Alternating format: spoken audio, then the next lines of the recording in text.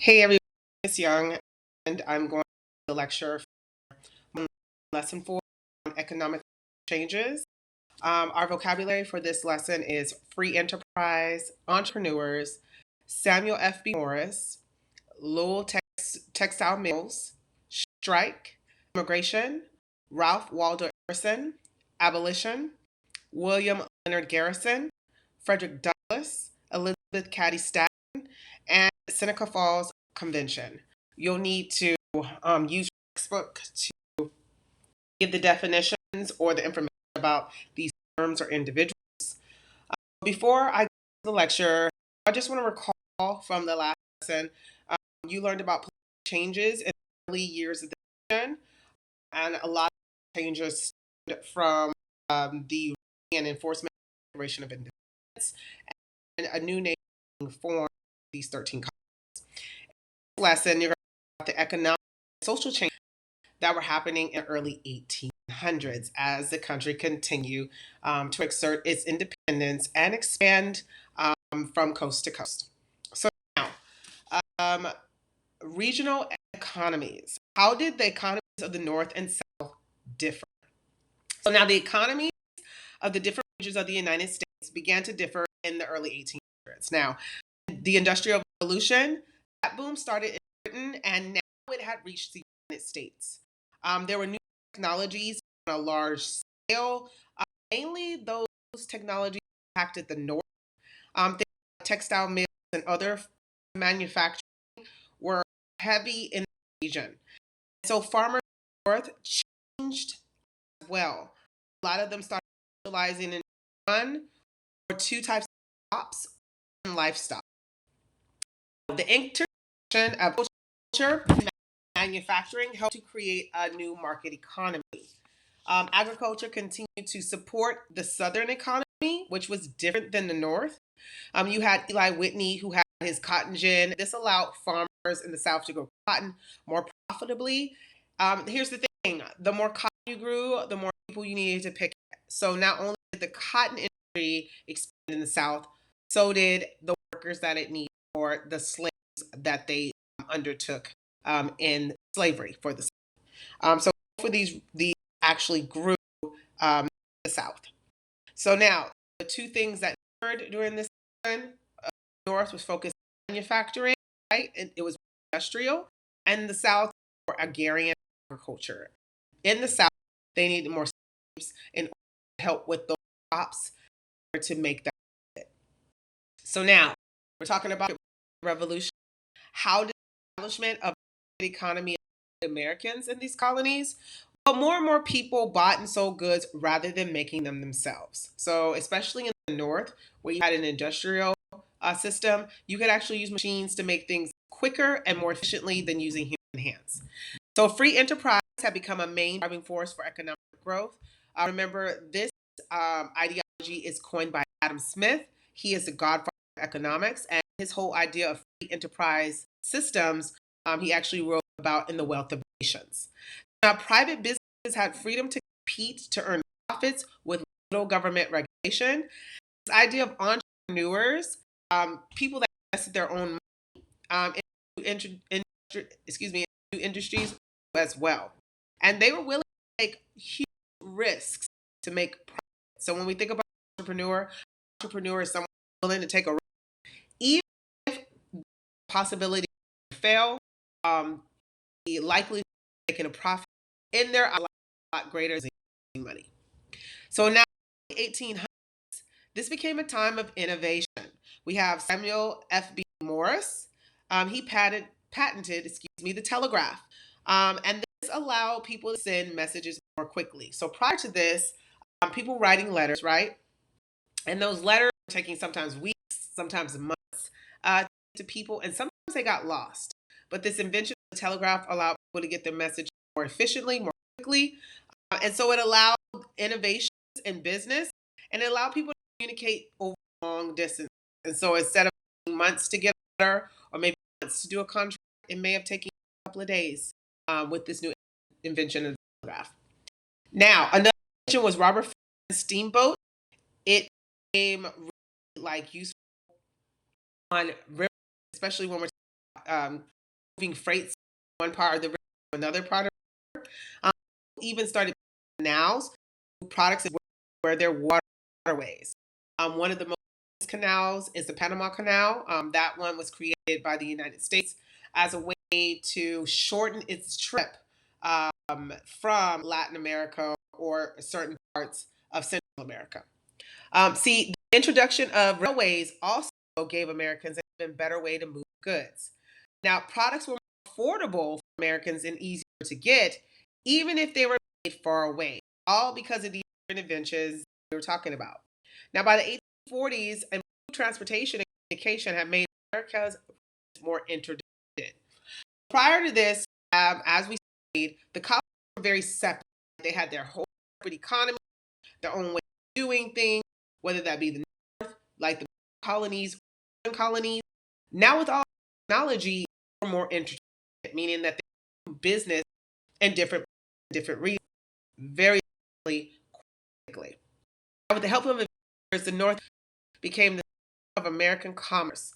Fertile soil of the Midwest led an area to excel at farming, and John Deere, the steel plow, turned prairie land into farmland. And John Deere is still a very prevalent company to this day that farmers use.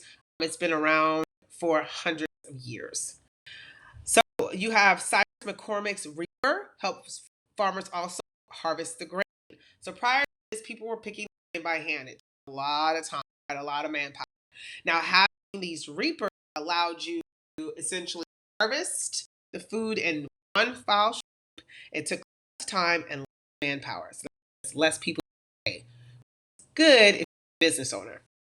Now the economy changed Americans' work. Machines let unskilled workers pass one only by artisans.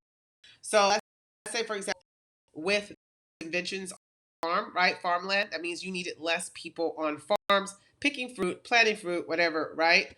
So you move these individuals who were unskilled at the time to these machine factories, and they were doing the work there. So here's the thing. The more industrialized you get, the more people you get. Same thing that happened in the South, now happening in the North and in the Midwest. So you need more workers for factories. This meant that people who are working in these factories had less time to see their families. So to mitigate this, or to streamline this process, they started building communities around the factory. So less to travel, work to home meant you had more time to spend with your family. So about family, we also have to think about women, because women were the primary caregivers for the children. But during this, I started seeing women moving into more work outside of the home. And so many of the women were working in the local textile mills. The factory owners welcomed women because they were paid less than men. So it wasn't like they wanted women really to work, but they realized if I get this woman to work and pay her less, that's more money in my pocket. So now, by offering women less money, but they offered women less money, but it was paying better than sewing and other jobs that were open up to them. Right? So there were jobs in this time frame that were jobs just for women, and those jobs just for women didn't pay well. So in order for women to get a fair shake, that fair shake is a lot less than men, they invite them to these mills, these factories to work. Factory workers face conditions such as long hours, right, and cramped workspaces. Oftentimes, they would organize a strike or a work stoppage, but the problem is striking workers, even though they hope to force employers to change things, that often didn't work in their benefit because they were often fired because the employers realized, I don't need to keep you. I got 100 people here who are willing to work for less, or maybe the same that you're doing, and won't complain. So striking didn't go over as well as they thought, and many of them lost their jobs. Between 1830 and 1860, European immigration increased dramatically in the United States. So now Irish people were trying to escape the Great Potato Famine, and these immigrants faced prejudices because they were poor, whites, and Roman Catholic. Now, people who are in the colonies actually had fear of these immigrants taking their jobs. with that being said, they started to create these trade unions, right? And they created these unions in order to get greater power. However, the new trade unions also faced a lot of opposition because people didn't agree with them, or they were fearful that they would get their jobs taken, because employers at this time, they were quick to fire you and replace you with someone else, especially when you had immigrants who were willing to work and who were thrilled to come to this country. So now let's talk about reforming American society. Religious and social reform movements formed to come up with some solutions. So there was a lot going on in this time period. Many movements back to the Great Awakening. So remember the Great Awakening from 2 lessons ago. I would tell people to come back to religion or question the validity of religion in life.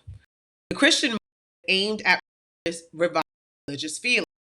It focused on individual responsibility for salvation and the improvement of society. Writer Ralph Waldo Emerson led another type of awakening known as transcendentalism.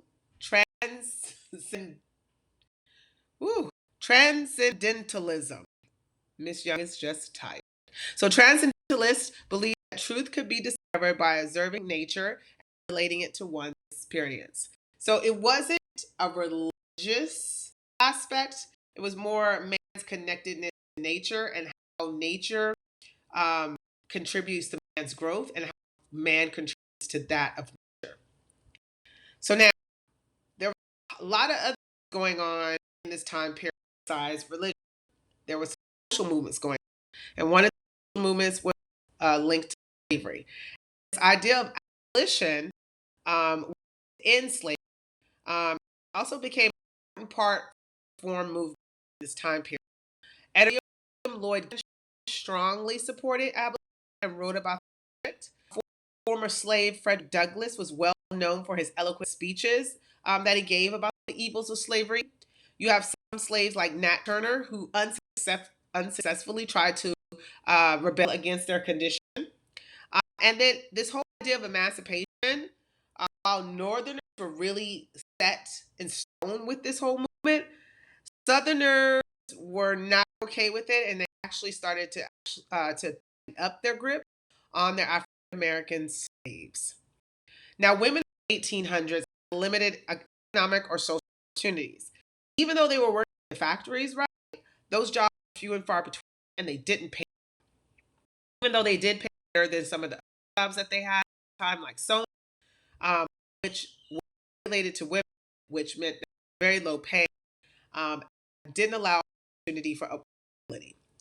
Now, these women took some of the movements during the time, especially abolition, right? They also helped alcoholism and mentally disabled and new schools were started just for women so that they can receive education. Others were accepting women into their schools during this time. Elizabeth Blackwell became the first woman to graduate from medical college. But the thing is that this education movement for women was regulated primarily to white women, not to African American women, who had little chance of being educated. Even in the North, where emancipation was being pushed, and definitely not in the South because a lot of them were slaves. So now, all of this led to the women's rights movement and reformers like Elizabeth Cady Stanton and Loretta Mott. And these were the first early leaders of the women's movement.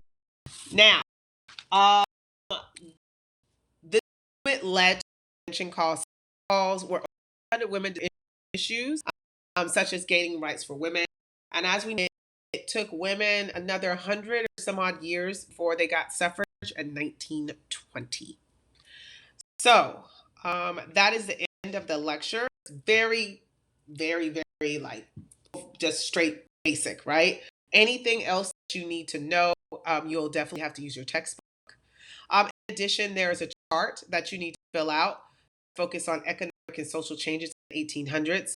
You can use a textbook to help you with that because my lecture definitely can go in different parts.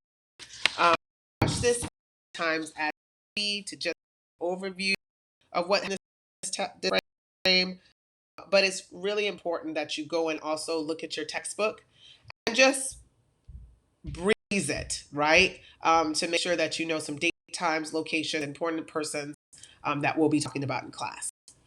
Outside of that, this was a lecture for this evening. Make sure you answer the key terms, people, the questions, and fill in your